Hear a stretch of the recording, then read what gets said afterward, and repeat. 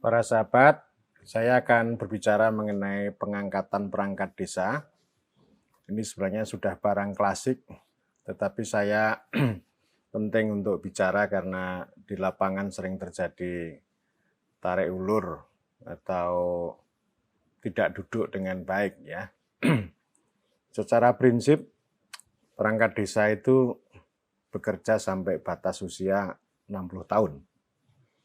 Jadi bukan lagi bekerja secara periodik sesuai dengan jabatan kepala desa. Itu sudah ditegaskan oleh Undang-Undang Desa dalam rangka atau dengan tujuan untuk menjaga kesinambungan, terutama pada sisi aparatur pemerintahan desa, supaya aspek pemerintahan, pembangunan, administrasi itu bisa dijaga secara lebih baik. Sehingga kalau ini ganti kepala desa ya, perangkat desa itu masih tetap duduk sampai batas waktu 60 tahun usia pensiun. Secara prinsip yang lain bahwa perangkat desa itu diangkat oleh kepala desa dengan konsultasi camat. Itu satu frasa kalimat. Di situ sebenarnya mengandung 3 poin. Yang pertama diangkat ya. Diangkat itu artinya bukan dipilih. Ya, baik itu sekretaris desa, kepala urusan, kepala seksi, maupun kepala dusun, itu dianggap sebagai istilahnya pejabat desa yang diangkat, bukan dipilih. Diangkat itu artinya sebagai pejabat administratif. Karena pejabat administratif, maka dia mengandung konsekuensi ya seleksinya secara administratif atau dalam bahasa lain ya secara akademik. Artinya kemampuan administratif yang itu ditonjolkan. Nah, oleh karena itu perangkat desa itu punya syarat pendidikan minimal SMA. Kalau kepala desa bisa SMP, meskipun ini orang sering bikin masalah. Gitu. Ada banyak perangkat juga yang mengatakan, loh kepala desa kami cuma SMP. Oh enggak jadi soal. Jadi kepala desa itu pemimpin, sekretaris perangkat desa itu pejabat. Pejabat itu tugasnya menjawab, kalau pemimpin tugasnya mengambil keputusan. Gitu ya. Jadi itu diangkat, kemudian yang kedua, ini kewenangan kepala desa. Ini menang kepala desa itu. Jadi artinya sekalipun itu diangkat secara administratif, tapi kepala desa juga punya otoritas untuk memilih, ya, menentukan ya, bukan memilih ya, menentukan mengangkat perangkat yang mampu, bisa dipercaya dan loyal. Ya wajar kalau misalnya kepala desa itu terus kemudian mengkondisikan bagaimana tim suksesnya itu bisa menjadi perangkat desa. Yang penting tim sukses itu tadi itu memenuhi kualifikasi administratif. Enggak ngawur, kalau ngawur juga repot. Lalu yang ketiga konsultasi camat. Konsultasi ini yaitu sudah diatur. Saya tidak perlu bicara secara detail di Permendagri dan sebagainya. Jadi istilahnya rekomendasi secara tertulis. Ini sama dengan kalau bupati mau mengangkat sekda itu ya konsultasi dengan gubernur mau mengangkat sekda ya dengan istana, dengan presiden gitu ya. Tetapi pada akhirnya ya itu kembali ya, gubernur akan bertanya, siapa bupati, wali kota, siapa ini yang kamu anggap cocok. Kecuali kalau gubernurnya semena-mena juga bisa jadi gitu. Demikian juga dengan istana juga begitu ya. Kalau mau mengangkat dirjen atau sekda prof gitu, ya umumnya tanya sama gubernur gitu ya. Sehingga lalu dikeluarkan rekomendasi secara tertulis. Nah soal rekomendasi ini bisa saja kalau ini seleksi 2 orang ya yang diajukan, bisa saja yang nanti direkom itu tidak mesti yang ranking 1, bisa ranking 2. Karena ini memberikan celah Jadi itu ada unsur politis juga ya. Saya kasih tanda petik ya, unsur politis kalau soal memberikan rekomendasi ini. Nah, biasanya rekomendasi itu kan diberikan oleh pejabat politik yang lebih tinggi. Misalnya presiden kepada gubernur, gubernur kepada kepada bupati ya. Nah, ini camat atas nama ya, atas nama bupati gitu ya. Memang bunyinya camat atas nama bupati, tapi yang bertindak langsung untuk memberikan rekomendasi kan camat. Jadi ini 3 poin ini dalam praktek di lapangan memang ada yang mulus dengan baik, ada ganjalan, ada protes gitu ya. Misalnya yang pertama itu dari sisi seleksi secara administratif akademik. Di IY ini kami punya pengalaman di Sleman, di Kulon Progo, dan di Bantul, ya terseleksi secara akademis. Sehingga ini malah sering terjadi bahwa otoritas kepala desa maupun otoritas camat itu nggak usah dipakai.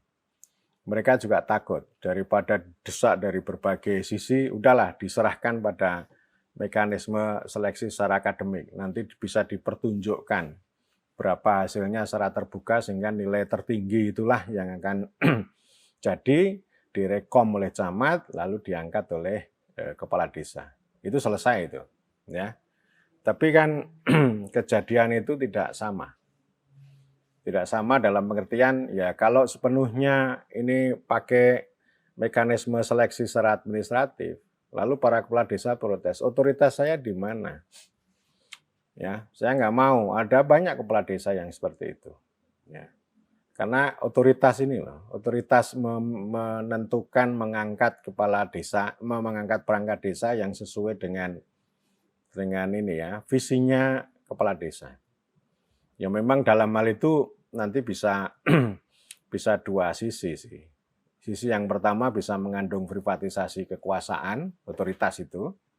Bisa seenaknya sendiri. Seperti yang sudah-sudah kepala desa begitu duduk lalu melanggar hukum gitu ya. Atau ya dia memang betul-betul memilih atau menentukan perangkat desa yang mampu, yang loyal, dan bisa dipercaya. Ini kan susah ini. Jadi belum tentu orang-orang yang yang seleksi terbaik, secara administratif terbaik, barangkali dia pinter ya, mampu gitu ya. Tapi belum tentu dia bisa loyal dan dipercaya oleh kepala desa. Nah ini yang jadi soal. Sehingga ada kepala desa yang secara jujur mengatakan kalau sepenuhnya itu diseleksi secara administratif maka kekuasaan otoritas saya hilang. Dan selain itu juga ada kekurangannya kalau sepenuhnya dilakukan dengan seleksi administratif.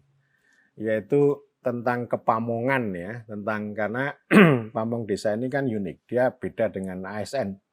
Kalau ASN itu bisa saja dia bekerja di belakang meja urusan administrasi. Kalau ini enggak, spirit kepamongan masih tetap ada, fungsi-fungsi relasi sosial kemasyarakatan masih ada. Jadi itu juga yang dikeluhkan ya. Misalnya ini justru dikeluhkan oleh para perangkat yang sudah tua ya. Misalnya ya, meskipun itu juga tidak sepenuhnya itu menarik gitu. Jadi ini ada orang muda seleksi jadi jadi sekdes gitu. Terus kemudian sekdesnya itu hanya pinter di administrasi. Nah ini menimbulkan semacam iri gitu ya di kalangan perangkat desa yang lain gitu ya. Karena ini relatif muda, tidak keterampilan sosialnya itu kurang gitu ya. Hanya punya keterampilan administratif gitu. Jadi artinya seleksi secara administratif yang sepenuhnya nanti tanpa otoritas itu ya ada baiknya ada jeleknya. Ya, itu satu ya. Kemudian yang kedua, ini soal otoritas kepala desa. Nah, tadi saya katakan ya sudah ini umumnya ada ekstrem tadi, ada ekstrem otoritas kepala desa nggak ada karena sepenuhnya pakai seleksi atau sepenuhnya pakai konsultasi camat. Jadi otoritas ini bisa dibunuh oleh 2 sisi gitu. Dan ekstrem yang lain ini otoritasnya terlalu besar, tanpa seleksi, tanpa konsultasi camat.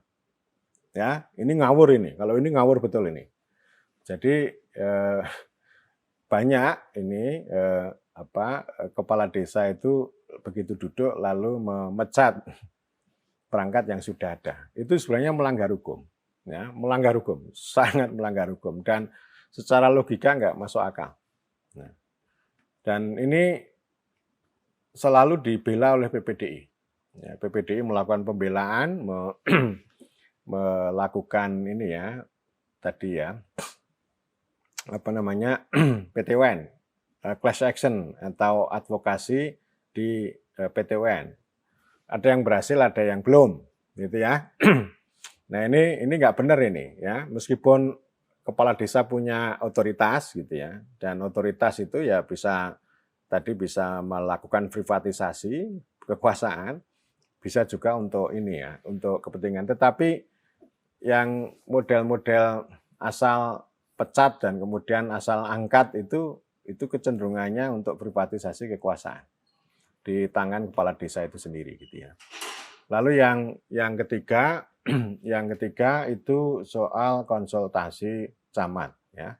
Jadi konsultasi camat ini sebenarnya untuk menjaga supaya pertama perangkat desa itu bisa dilindungi dengan baik. Jadi mencegah kesewenang-wenangan kepala desa. Kemudian yang kedua ya, itu juga untuk mengontrol supaya kepala desa itu tidak seenaknya sendiri seperti yang tadi memecat kepala desa, perangkat desa yang sudah duduk, atau ya mengangkat dengan seenaknya sendiri. Artinya ini prosedur yang memang harus ditempuh ini.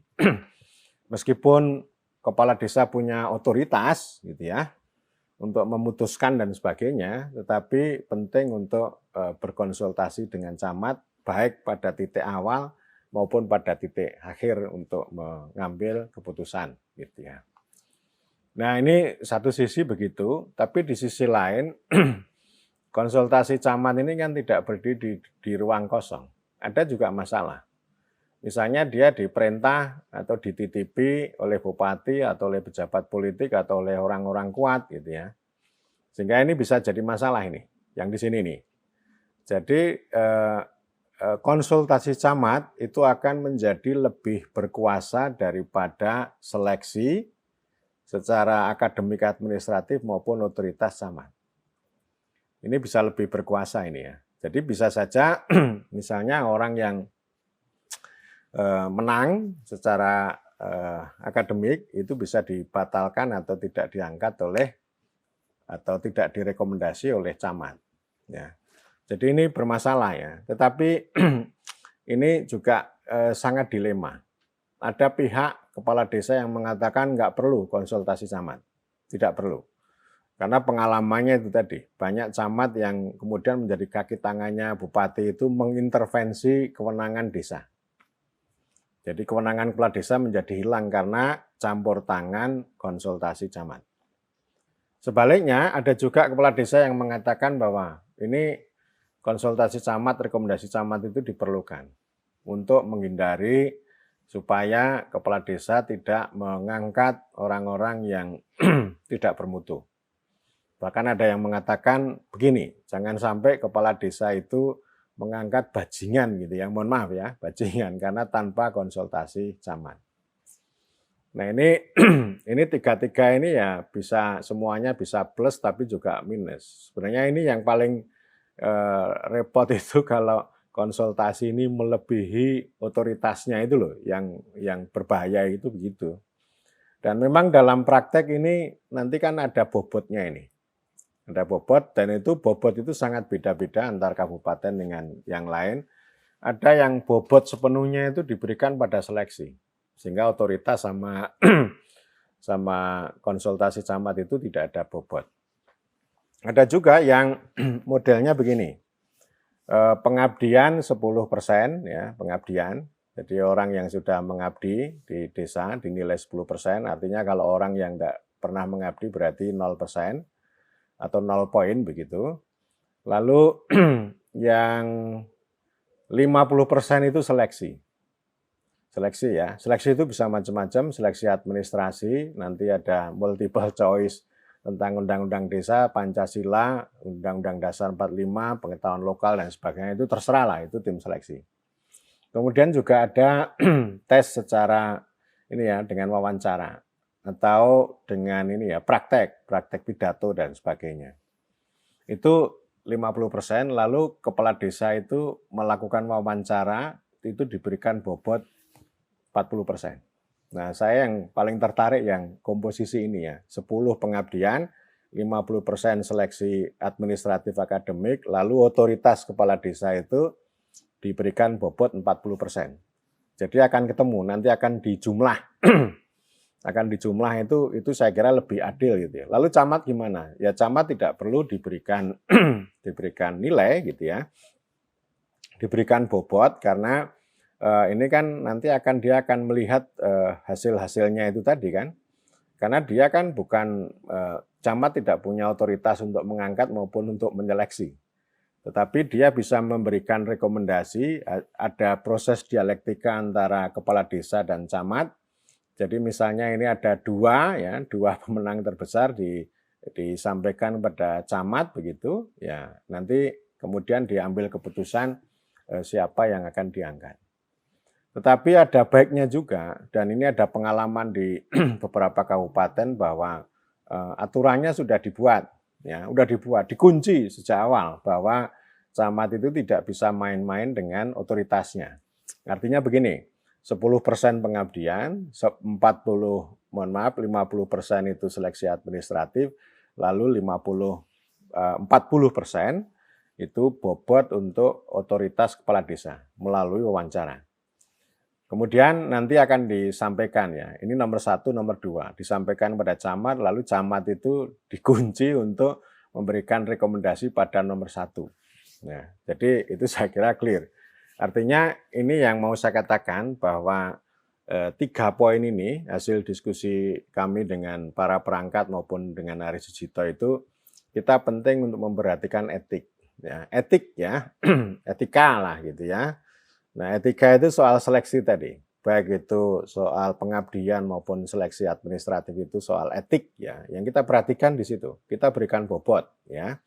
Kemudian yang kedua otoritatif. Kepala desa itu dikasih otoritatif. Otoritatif itu tidak hanya sekedar tanda tangan dari hasil administrasi tadi, bukan.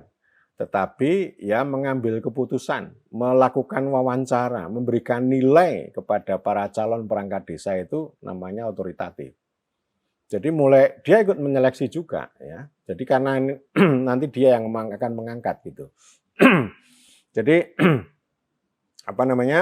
kepala desa melakukan wawancara, dia memberikan bobot dan nanti pada titik ujung dia akan mengambil keputusan, memberikan tanda tangan, mengangkat kepada calon perangkat desa yang itu dianggap sebagai pemenang.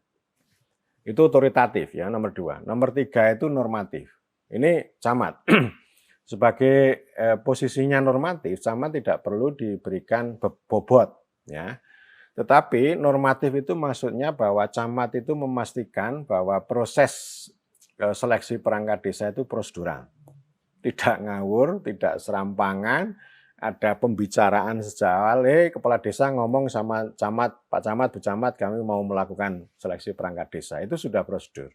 Kemudian ada pengajuan tadi kepada camat. Itu namanya prosedur. Jadi artinya fungsi normatif camat itu untuk memastikan bahwa seleksi perangkat desa, pengangkatan perangkat desa itu tidak seenaknya sendiri, tidak semata-mata hanya menggunakan otoritas kepala desa, tapi juga ini dipotong juga fungsi normatif camat itu supaya dia gitu ya tidak melebihi otoritasnya. Jadi normatif saja, dia bukan otoritatif. Otoritatif itu ada di tangan kepala desa. Nah, jadi sekali lagi ini pengangkatan perangkat desa ini penting untuk memperhatikan 3 hal. Yang pertama etik melalui seleksi, kemudian yang kedua itu otoritatif melalui kuasa kewenangan kepala desa baik melakukan seleksi wawancara maupun mengambil keputusan. Lalu yang ketiga ini fungsi normatif camat untuk menjaga agar seleksi perangkat desa itu sesuai koridor prosedural, tidak melanggar koridor, tidak melanggar hukum, atau tidak semena-mena yang dilakukan oleh kepala desa. Matur nuwun.